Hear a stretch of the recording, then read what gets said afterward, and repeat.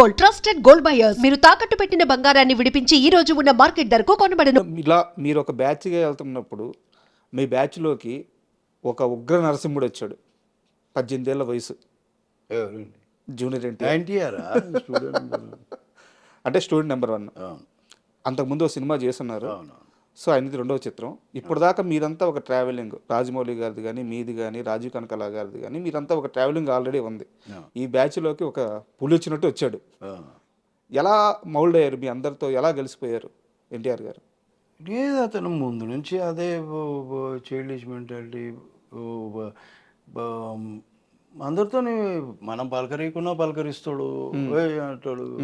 మనం చూడకపోయినా వెనక నుంచి జీప్లో పట్టమని మీకు పలకరిస్తాడు. అట్లాంటి అది ముందు నుంచి ఉంది, ఇప్పుడు ఉంది.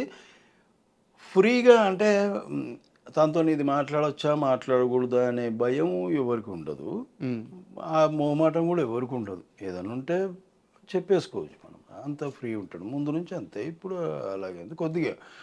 కాకపోతే ముందంత కాకపోయినా ఇప్పుడు కొద్దిగా ఏజ్ పెరిగి కొద్ది ఇంకా బాగా ఆలోచిస్తారు, కొద్దిగా సెటిల్ అయ్యారు. ముందు బాగా చిలిపి పనులు విపరీతంగా. ఎలాంటివి చేస్తారు? ఇప్పుడు ఆయన ఉండమంటే ఉండాలి మేము అక్కడ. షూటింగ్ అంటే ఇప్పుడు నాకు లేదు కదా వర్క్, నాది అయిపోయింది వర్క్ అంటే కూర్చో పోనీయాడు. సాయంత్రం దాకా ఇంకా వాళ్ళకి ప్యాకప్ అయినప్పుడే పోవాలి. లేదంటే ఇంకా అసలు ఏవేవో ఉంటాయి, ఇంకా అసలు పోనీయరు. అది విచిత్రం. పోతుంటే పోతుంది అంతే. నా పక్కనే ఉండండి అంతే. ఇక కలిసి భోజనం చేయడం, అవి మాట్లాడుకోవడం, షార్ట్ బ్రేక్ అప్పుడు. అదే సర్కిల్ అందరూ ఉండాలి ఆయన పక్కన. ఓకే, సరదాగా ఉంటుంది అని రిలాక్స్ అవుతాడు, మంచిగా కూల్గా ఉంటాడు. ఎంత కష్టం షార్ట్ అయినా అక్కడ ఇంత కూడా కనిపించే టక చేసేస్తాడు. మళ్ళీ వచ్చి మాతో జాయిన్ అయిపోతాడు. ఒకవేళ ఆయనకి దెబ్బ తగిలినా, అక్కడ ఏదన్నా చిన్న ఇబ్బంది అయినా అక్కడ అస్సలు మేమందరం అబ్బా తగిలిందిరా అందరి ముందు చెప్తారు, బయటపడ్డాడు. ఇక్కడ అందరూ తెలిసిన వాళ్ళు, అందరూ కలిసిన వాళ్ళు కాబట్టి, అన్నేళ్ళ నుంచి ట్రావెల్ అయ్యాను కాబట్టి షేర్ చేసుకుంటారు. మీ వల్ల తనకి ఒక ఫైట్లో స్టూడెంట్ నెంబర్ 1 అనుకుంటాను, ఒక గాయమైన ఆ రోజు ఆయన మిమ్మల్ని ఒక్క మాట అనలేదు. అయితే అయింది లేరా, అయిపోయింది, కానిచ్చేద్దాం, షూటింగ్ కానిచ్చేద్దాం అని చెప్పేసి చాలా లైట్ తీసుకున్నారు.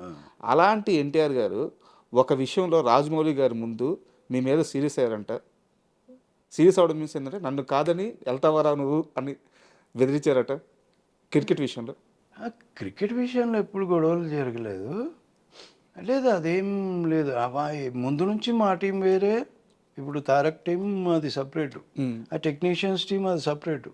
ఎప్పుడు ట్రిబుల్ టైంలో ఆయనకి ఇంజూరీ అయి ఉంటే రాజమౌళి అదే యాక్చువల్గా ఏమైందంటే మనం మ్యాచ్ ఆడదామని అనుకున్నాం, రాజమౌళి గారు మేము అందరం. అయితే తారక్ ఏమంటాడంటే నేను వస్తా అంటాడు. సార్ ఏమంటారంటే రాజమౌళి గారు నువ్వు వద్దు, రామగారు రాజమౌళి గారు ఇద్దరు వద్దంటే వద్దు ఎన్టీఆర్ని. అయితే నేను రాకపోతే ఎవ్వరు రారు, మీ ఆపోజిట్ ఎట్లా ఆడతారు, మీరు ఆడుకుంటారు, ఎవ్వరు రారు అన్నాడు. ఏమరా నువ్వు పోతావా అన్నాడు. అన్నా నేను పోతావా అంటే లేదు